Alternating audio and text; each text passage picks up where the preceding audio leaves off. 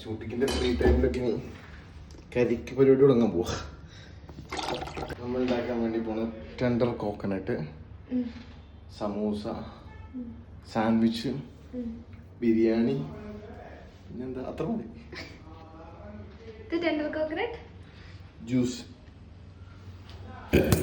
ഷൂട്ടിൻ്റെ തിരക്കൊക്കെ കഴിഞ്ഞ് വന്നിട്ട് പിള്ളേരുടെ കൂടെ ഒരു നോമ്പ് തുറക്കാൻ ആഗ്രഹം ഉണ്ടായിരുന്നു. കൊച്ചിയിൽ ഇന്നത്തെ ദിവസം ഞങ്ങൾ നോമ്പ് തുറക്കാൻ വേണ്ടി തീരുമാനിച്ചു. ഫ്രണ്ട്സിനെല്ലാവരും ഫ്ലാറ്റിലോട്ട് വിളിച്ചു.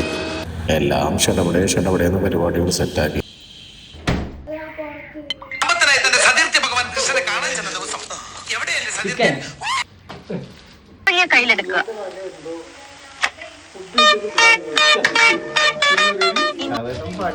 ബിരിയാണിയുടെ കാര്യം ഷാഹിദ് ഏറ്റെടുത്തു.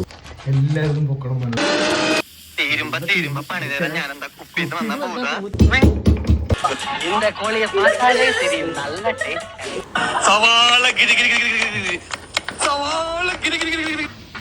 ഇച്ചുവിൻ്റെ നേതൃത്വത്തിലായിരുന്നു ഫ്രൂട്ട് സലാഡ്, സാൻഡ്വിച്ച്, മറ്റു കാര്യങ്ങൾ.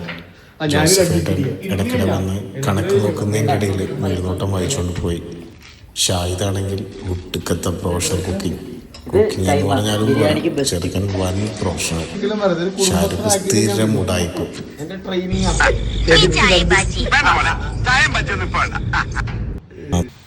ഉസ്താദ് ഹോട്ടലിലെ കയറി നിൽക്കാനും മനസ്സിൽ ധ്യാനിച്ചുകൊണ്ട് ഷാഹിദ് അലക്കൽ എമ്മ. മസാല പിടിച്ചിട്ടില്ലല്ലോ. ഞാൻ മസാല പിടിച്ചിട്ട് തന്നെയാണ് നടക്കണത്. മസാല പിടിക്കുന്ന കാര്യമല്ല, മസാല. ഇതിലാരാ ചേരുവ ചേർത്തത്? ഞാനാ. ആ അതെന്നെ. ഇങ്ങനെ വെറുതെ അല്ല, എല്ലായിടത്തും അച്ചോട്ട് കയ്യത്രോന്ന് പറഞ്ഞാ എന്താണ് തേയിലുള്ളിൽ കളിക്കാം. അത് കളിക്കാം. നോമ്പ് തുറക്കാൻ സമയമാകുമ്പോഴേക്കും വെച്ചു സാൻഡ്വിച്ചും ചിക്കൻ നഗറ്റ്സും റെഡിയാക്കി. ഷാഹിദാണെങ്കിൽ ബിരിയാണി തമ്മിൽ കയറ്റാനുള്ള പരിപാടികളും തുടങ്ങി. എന്തൊക്കെയായാലും കുറച്ച് കഴിഞ്ഞപ്പോഴേക്കും ബിരിയാണി തമ്മിൽ കയറ്റി ഞങ്ങൾ നോമ്പ് തുറക്കാൻ.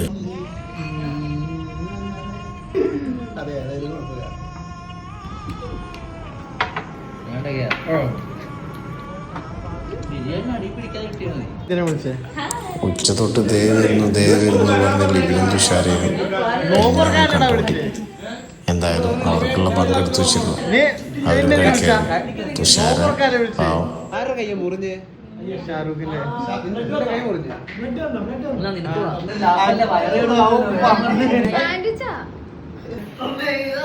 നിന്നെന്തിനാ വിളിച്ചേ?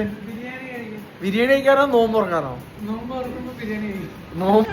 ആ സത്യമാണോ? നീ നോമ്പ് നോറ്റായിരുന്നോ? ഇവിടെ പക്ഷെ തുഷാരാവും നോമ്പ് പറ്റോ? ലിബിൻ നോമ്പെടുത്ത നല്ല കുട്ടിയാ. അങ്ങനെ 30 ദൈവങ്ങളെയും മനസ്സിൽ ധ്യാനിച്ചുകൊണ്ട് ഷാഹിദ് ബിരിയാണിയുടെ ദമ്മ് പൊട്ടിച്ചു. അവൻ്റെ മുഖത്ത് ടെൻഷൻ കണ്ടു കഴിഞ്ഞാൽ പാവം. എന്തായാലും ബിരിയാണിയുടെ ലുക്ക് കണ്ടപ്പോഴേ മനസ്സിലായി ബിരിയാണി സെറ്റാണെന്ന്. അവൻ നല്ല ടെൻഷൻ ഉണ്ടായിരുന്നു. പക്ഷെ ബിരിയാണി ഞെട്ടിച്ചു, അവനും ഞെട്ടിച്ചു.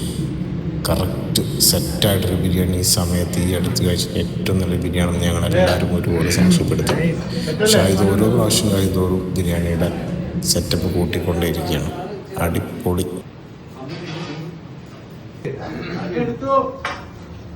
കൂടുമ്പോൾ ഇമ്പമുള്ളതാണ് കുടുംബം എന്ന് പറഞ്ഞ പോലെയാണ് കൂട്ടുകാർ കൂടുമ്പോഴാണ് ഇമ്പം കൂടുന്നത്. അതും നല്ല ഭക്ഷണത്തിന് മുമ്പിൽ ഇത്രയും ആളുകൾ ഒരുമിച്ചിരിക്കുമ്പോൾ കിട്ടുന്നൊരു സന്തോഷം. നമ്മളെ കുറേ സന്തോഷങ്ങളും സങ്കടങ്ങളും നമ്മൾ കുറേ ദിവസങ്ങളൊക്കെ അയവിറക്കാനുള്ള ഒരിടം. നല്ല ഭക്ഷണം കഴിച്ച് നല്ല സംസാരവുമായി കുറേ ആളുകൾ, നല്ല ഹൃദയങ്ങൾ, കുറേ നല്ല സൗഹൃദങ്ങൾ. എന്തായാലും ഈ വർഷത്തെ അവസാനത്തെ നോമ്പ് എൻ്റെ പ്രിയപ്പെട്ട കൂട്ടുകാരോടൊപ്പം നല്ല രീതിയിൽ കൊച്ചിയിൽ തന്നെ ആഘോഷിക്കാൻ പറ്റും. ഇൻഷാ അല്ലാഹ് അടുത്തൊരു നോമ്പിന് വേണ്ടിയിട്ടുള്ള കാത്തിരിപ്പ്.